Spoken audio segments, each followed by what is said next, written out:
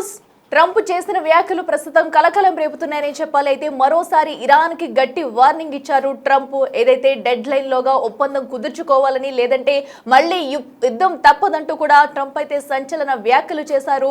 ప్రస్తుతం ఈ వ్యాఖ్యలే hot topic గా మారాయని చెప్పాలి. సో ఒక పక్కన మరొక 2 రోజుల్లో కూడా శాంతి ఒప్పంద చర్చలు ఉన్నాయి. అయితే ఈ చర్చలు ఎలా కొనసాగుతాయి అని అనుకుంటున్న వేళ కూడా ఇప్పుడు ట్రంప్ చేసిన వ్యాఖ్యలు కాస్త మరింత సంచలనంగా మారాయని చెప్పుకోవాలి. సో ఇరాన్ కైతే మరొకసారి ట్రంప్ వార్నింగ్ ఇచ్చారు. సో ఏదైతే డెడ్ లైన్ లోగా కూడా ఇరాన్ ముందుకొచ్చి ఒప్పందానికి ఒప్పుకోవాలి, లేదంటే కనుక మరొకసారి ఇరాన్ పై బాంబుల వర్షం కురిపిస్తామంటూ కూడా ట్రంప్ అయితే హెచ్చరిస్తున్నారు. బుధవారం వరకు కూడా కాల్పుల విరమణ అమల్లో ఉంది. సో ఈలోగా కూడా వారు పెట్టిన ఏదైతే డిమాండ్స్ కి తలొగ్గి కూడా ఒప్పందం కుదుర్చుకోవాలంటూ ట్రంప్ మరొకసారి హెచ్చరిస్తున్నారు ఇరాన్ ని. మరి దీనిపై ఇరాన్ స్పందన ఎలా ఉంటుందని కూడా చూడాలి. ఇప్పటికే హర్ముజ్ జలసంధిపై కూడా హర్ముజ్ జలసంధిని తెరిచిన అనంతరం కూడా ట్రంప్ అయితే ఆంక్షలు పెడుతున్నారు. సో ట్రంప్ ఆంక్షల్ని ఎక్కడా కూడా మేము తీసుకోమంటూ ఇరాన్ అయితే చెప్పుకొస్తుంది. ఒకవేళ అలా పడితే మరొకసారి హర్ముజ్ జలసంధిని మొత్తానికి మూసివేస్తామంటూ కూడా ఇరాన్ అయితే ఇప్పటికే వ్యాఖ్యానించింది. అయితే ఇప్పుడు ఏదైతే ట్రంప్ అరిజానాలో జరిగిన ఒక కార్యక్రమంలో కూడా ఆయన హాజరయ్యారు. అయితే ఆ కార్యక్రమంలోనే ట్రంప్ ఇప్పుడు ఈ వ్యాఖ్యలు చేస్తారు. ప్రస్తుతం ఈ వ్యాఖ్యలు సంచలనం రేపుతున్నాయని చెప్పుకోవాలి.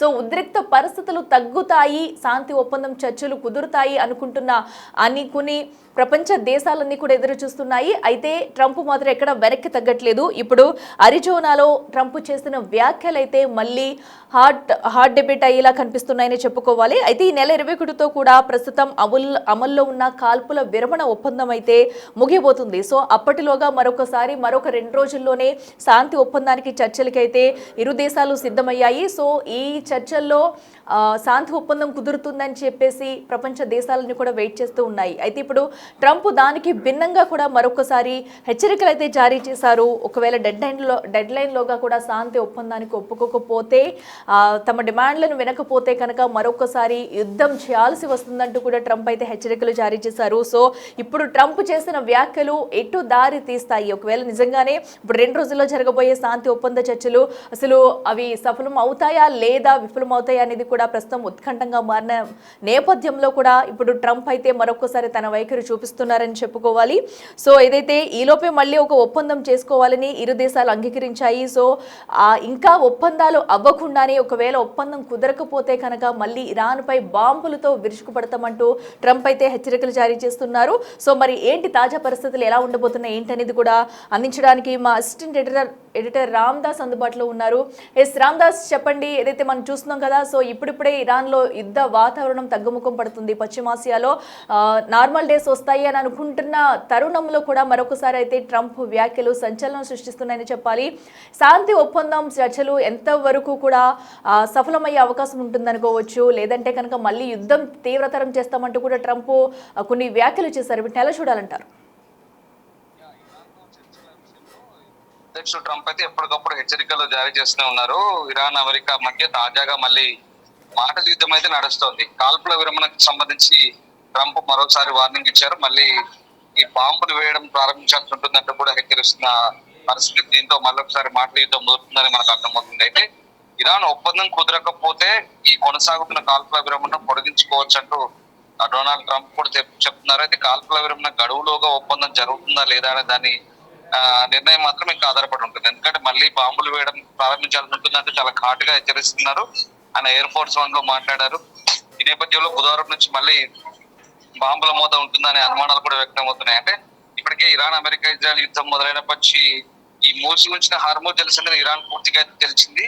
అంటే కాల్పుల విరమణ ముగిసేదాకా వాణిజ్య నౌకలు అందులో రాకపోకలు సాగించవచ్చంటూ ఇరాన్ విదేశాంగ మంత్రి కూడా ప్రకటించారు. అయితే ఈ పరిణామాన్ని స్వాగతించిన ట్రంప్ ఇరాన్ ఒప్పందం కుదిరేదాకా దిగ్బంధనాన్ని తాము మాత్రం ఈ హర్మూజ్ దిగ్బంధనాన్ని సంవరించుకోమంటూ స్పష్టం చేస్తున్నారు. అలా అయితే హర్మూజ్ ను మళ్ళీ మూసివేస్తామంటూ మరోవైపు ఇరాన్ కూడా వార్నింగ్ ఇస్తుంది. అంటే ఇక్కడ ఈ పట్టువిడుపులు అయితే కొనసాగుతున్నాయి. అంటే ఓవైపు ఇరాన్ ఇజ్రాయెల్ తో లెబనాన్ సీజ్ ఫైర్ జరిగిన తర్వాత హర్మూజ్ తెరిచామని చెప్పినప్పటికీ కూడా ఇక్కడ తాము మాత్రం బ్లాకేడ్ ని ఆపేది లేదు.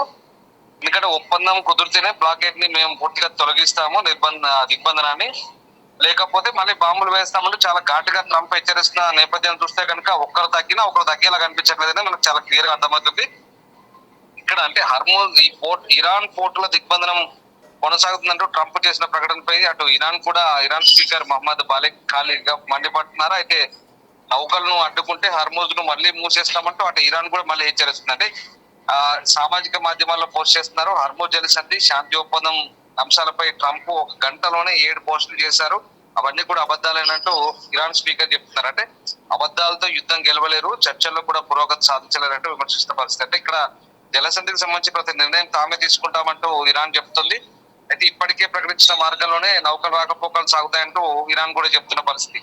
అంటే మరోవైపు ఇటు హర్మూజ్ ను పూర్తిగా తెరిచామంటూ ఇరాన్ విదేశాంగ మంత్రి ప్రకటిస్తే ఐఆర్జీసీ నేవీ విభాగం మాత్రం నిబంధనలు విధించింది. హర్మూజ్ గుండా వెళ్లే అన్ని నౌకలు తప్పనిసరిగా తమ అనుమతి తీసుకోవాలంటూ అటు ఐఆర్జీసీ చెప్తోంది. అంటే తాము నిర్దేశించిన మార్గంలోనే పౌర వాణిజ్య నౌకలు రాకపోకలు సాగించాలని చెప్తుంది. అంటే ఇక్కడ సైనిక నౌకలకు మాత్రం ఎట్టి పరిస్థితుల్లో అనుమతి లేదు, కేవలం వాణిజ్య నౌకలు మాత్రమే ఉంటాయని చెప్పేసి అవి కూడా కేవలం కాల్పుల విరమణ ఒప్పంద నిబంధనలకు అనుగుణంగానే ఉంటాయంటూ చెప్తున్న పరిస్థితి కనబడుతుంది. సో అంటే మొత్తం మీద ఇక్కడ ఎవరు తగ్గట్లేదనే విషయం మీద మనకు స్పష్టంగా అర్థమవుతుంది. అండ్ ఇంకోటి ఏంటంటే ఇరాన్ దగ్గర ఉన్నటువంటి ఈ యురేనియం ఏదైతే ఉందో తమ దేశానికి తీసుకెళ్తామంటూ ట్రంప్ చెప్తున్నారు. అంటే ఏదో రకమైన ఒప్పందం కుదుర్చుకొని ఆ యురేనియాన్ని తీసుకెళ్తామంటూ ఇరాన్ మాత్రం ఇక్కడ ఈ అమెరికా వాదనలు కొట్టి పారేసిన పరిస్థితి కనబడుతుంది. అంటే ఓవరాల్ గా ట్రంప్ చెప్తుంది ఏంటంటే లొంగిపోవడమే శరణ్యము, లేదంటే ఇక మీ అంత చూస్తాము, మళ్ళీ బాంబులు వేస్తాము. ట్రంప్ అంటూ ఈ రకంగా బెదిరింపు ధోరణి దిద్దుతున్న పరిస్థితి కనబడుతుంది. కానీ ఇరాన్ ఎక్కడా కూడా ఆ మాటలు లెక్క చేయనట్టుగా మనకు అర్థమవుతుంది. సో ఏం జరగబోతుందని మళ్ళీ ఇప్పుడు ఇస్లామాబాద్ వేదిక జరిగే చర్చలను బట్టి ఆధారపడి ఉంటుంది. మరొకసారి రెండో విడత ఈ చర్చలకు అయితే ఇప్పుడు సిద్ధమవుతున్నట్టుగా తెలుస్తుంది. మరి ఈసారి చర్చలో ఎవరెవరు పాల్గొంటారు, ఇస్లామాబాద్ చర్చల పురోగతి ఏ రకంగా ఉంటుంది, రెండో దఫా అనేది ఈ మొత్తం అంశాలను తేల్చే అవకాశం కనిపిస్తుంది. రామ్దాస్, అయితే ఒక పక్కన ట్రంప్ వెర్షన్ మనం చూస్తున్నాము, ఇరాన్ వెర్షన్ ఎలా ఉండబోతుంది అనుకోవచ్చు. సో ఎందుకంటే ట్రంప్ ఒక పక్కన బెదిరిస్తూనే, హెచ్చరికలు జారీ చేస్తూనే కంపల్సరీ కూడా శాంతి ఒప్పందానికి ఒప్పుకోవాలంటున్నారు. సో ఇరాన్ దగ్గర ఉన్న డిమాండ్లు ఏంటి, ఇరాన్ ఏం చేయబోతుంది అనుకోవచ్చు? ఇరాన్ ఎప్పటికప్పుడు ట్రంప్ మాటలు కొట్టిపారేస్తుంది, చాలా లైట్ గా తీసుకుంటుంది.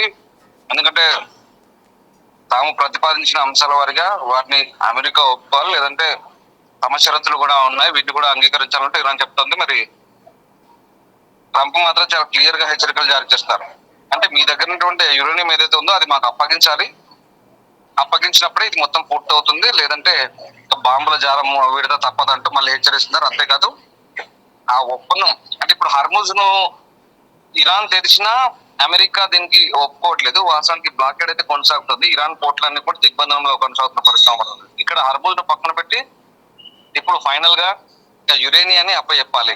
యురేనియం అప్పచెప్తే గానీ మేము మిమ్మల్ని పూర్తి స్థాయిలో ఎక్స్క్యూజ్ చేయమనే అంశానికి ట్రంప్ వచ్చాడు. సో దీంతో ఇక ఇప్పుడు తాడోపేడ తెలుసుకునే అంశం మనకు కనపడుతుంది, తెగదాకా లాగుతున్నట్టుగా మనకు అర్థమవుతుంది.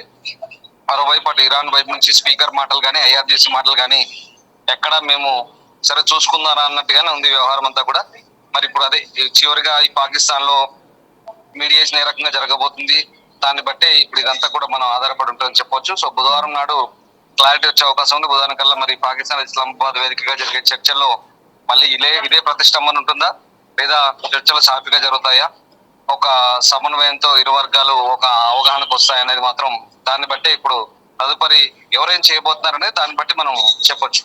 ఎస్ రామ్దాస్, అలాగే హర్ముజ్ జలసంధి విషయానికి వస్తే కనుక అక్కడ కూడా తమ ఆంక్షలు కొనసాగుతాయంటూ కూడా దాన్ని జల దిగ్బంధం చేస్తామంటూ ట్రంప్ అయితే వ్యాఖ్యానిస్తున్నారు. అసలు ఎంత వరకు ట్రంప్ చేతుల్లో అది ఉంటుంది అనుకోవచ్చు, ఎందుకంటే దానికి కూడా ఇక్కడ ఇరాన్ అయితే వెనుకబడట్లేదు.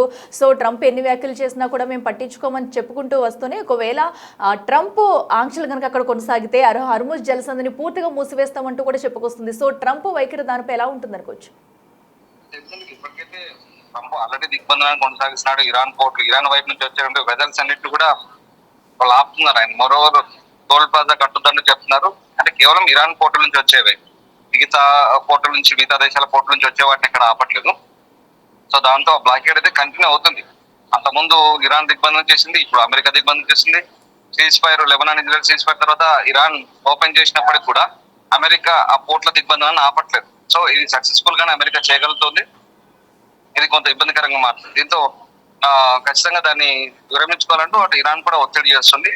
సో మరి ఏం జరగబోతుంది, ఈ బ్లాకేడ్ అనేది కంటిన్యూ అవుతుందా, ఒప్పందం డీల్ కుదిరితేనే బ్లాకేడ్ తాము కూడా రిలీజ్ చేస్తామంటాడు ట్రంప్, లేదంటే ఇంకా బాంబులు వేస్తాం, డైరెక్ట్ గా బాంబులు జారవిడిస్తామంటారు. ఆ విషయం చాలా క్లియర్ గా మనకు అర్థమవుతుంది. ట్రంప్ ఇంకా చివరికి ఇంకా చూసుకున్న తెగేదాకా లాగుతున్నట్టుగానే మనకు అర్థమవుతుంది. ఒకసారి ఈ ఓవరాల్ గా అసలు ఈ అంశానికి బలం చేకూరేలా ట్రంప్ మాట్లాడే మాటలు ఒకసారి వీళ్ళైతే పిలిచారు. ఒకసారి ఆ ట్రంప్ బయట ప్లే చేయండి.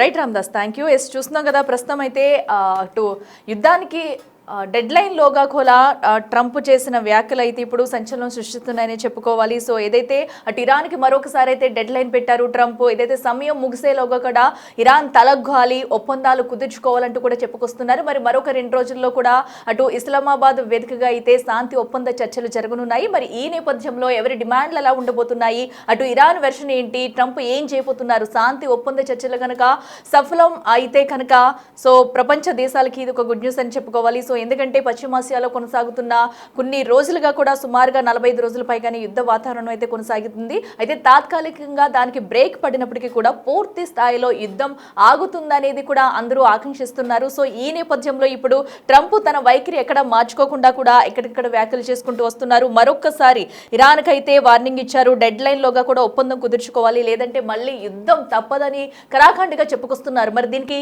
ఇరాన్ స్పందన ఎలా ఉండబోతుంది, మరి ఒప్పందం రోజు ఏం జరగబోతుంది, ఒకవేళ ఒప్పందం కుదరకపోతే కనుక నిజంగానే మళ్ళీ యుద్ధం స్టార్ట్ అవ్వబోతుంది, ఒకవేళ యుద్ధం స్టార్ట్ అవుతే కనుక మరొక్కసారి పశ్చిమాసియాలో యుద్ధ మేఘాలు ఎలా కొమ్ముకోబోతున్నాయి అనేది కూడా ఉధృతంగా మారిందని చెప్పాలి. సో ఇన్ని రోజులు జరిగిన యుద్ధం వల్ల కూడా సో పలు దేశాలైతే ఆర్థికంగా కూడా చతికిలు పడిపోయాయని చెప్పుకోవాలి. సో ఈ నేపథ్యంలో ఒకవేళ మళ్ళీ కనుక యుద్ధం మొదలైతే అక్కడ వైఖరి ఎలా ఉండబోతుంది, ఇంకెంత నష్టం జరగబోతుంది, దాన్ని అరికట్టేందుకు ఇరాన్ ఎలా ముందుకు వెళ్తుంది అనేది కూడా మనం అయితే చూడాలి. మరి మరొక 2 రోజుల్లో కూడా దీనికి సంబంధించి ఒక క్లారిటీ వచ్చే అవకాశం కనిపిస్తుంది. ఇస్లామాబాద్ వేదిక కూడా ఇరు దేశాలైతే అక్కడ సమావేశం అయ్యి దీనికి సంబంధించి కూడా శాంతి చర్చలు జరపనున్నారు. మరి దీనిలో ఎవరు ఎలాంటి ప్రతిపాదనలు పెట్టనున్నారు, సో దీనిపై ఎవరు ఎలాంటి నిర్ణయాలు తీసుకోబోతున్నారు, నిజంగానే శాంతి చర్చలు కుదురుతాయా లేదా అనేది కూడా వేచి చూడాలి.